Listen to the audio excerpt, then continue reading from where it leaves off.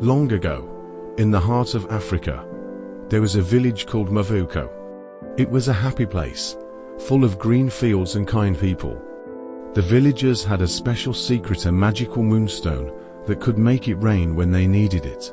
This stone was very important because it kept their crops growing and their bellies full. The moonstone was protected by Shaba, a powerful leopard spirit. Shaba was not an ordinary leopard. His fur was marked with spots that shimmered like the night sky, and his eyes glowed like the moon. Every season, the villagers brought offerings to Shaba to thank him for watching over the moonstone. The villagers loved Shaba and trusted him to keep them safe. One day, a group of bandits heard about the moonstone's magic and wanted it for themselves.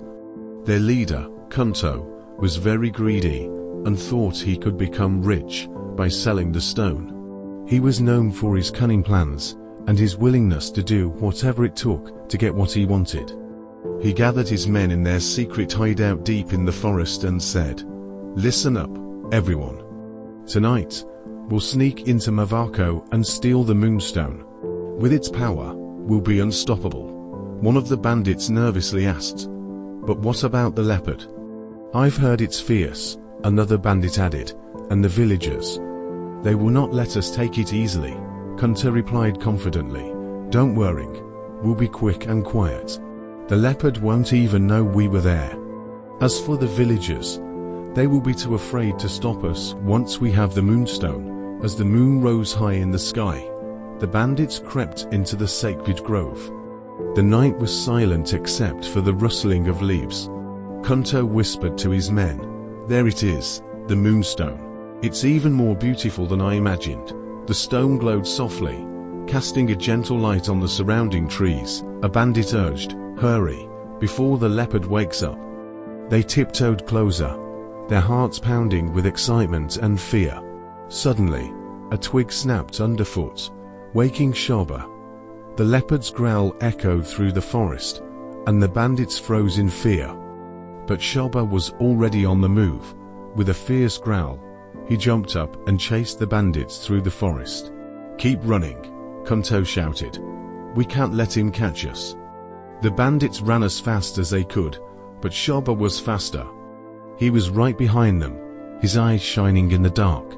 The chase was intense, with the bandits tripping over roots and stumbling through the underbrush, while Shaba leapt gracefully, closing the distance. Meanwhile, the villagers woke up and realized what was happening. One of them cried, "The moonstone! It's gone! We must get it back!" Panic spread through the village like wildfire. A brave young warrior named Juma stepped forward and said, "We can't let them take it. Let's go, everyone. We must save our moonstone." Juma and the villagers quickly organized themselves, grabbing torches and makeshift weapons. They ran into the forest, determined to stop the bandits. Juma led the way, his heart full of courage and determination. He knew the forest well and used his knowledge to guide the villagers through the thick trees. Meanwhile, Kunte was cornered at the edge of a steep cliff.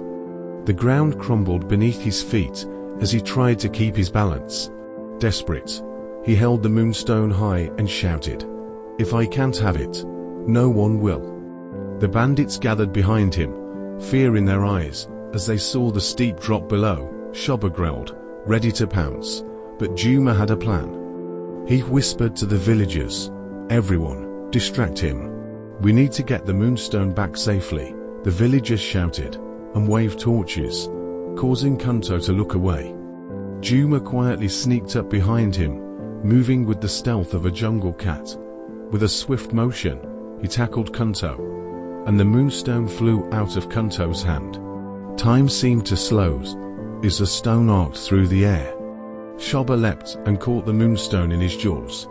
The villagers held their breath, watching as the powerful leopard landed gracefully on the ground. Juma sighed with relief and said, "Shaba did it. The moonstone is safe." The villagers quickly tied up Kunto and his bandits, who had been defeated, and now sat sullenly on the forest floor. As the sun began to rise, the villagers returned to Mavoko with the moonstone and the captured bandits. They celebrated their victory and thanked Juma and Shaba for their bravery. The villagers cheered. "We did it. Thanks to Juma and Shaba. Our village is safe. The Moonstone will keep bringing rain, and we'll have plenty of food." Shaba stood proudly at the edge of the forest, watching over the villagers one last time. His duty fulfilled, he disappeared back into the forest. They built a stronger shelter for the Moonstone, ensuring it would be safe for generations to come. And so, the story of the leopard and the Moonstone was told 4 generations, a tale of bravery, friendship, and the power of working together to protect what is precious. The children of Mavauco grew up hearing this story, learning the importance of courage and the strength that comes from standing together as a community. The legend of Shaba and the Moonstone became a cherished part of their heritage, a reminder of the magic and mystery of the land they called home.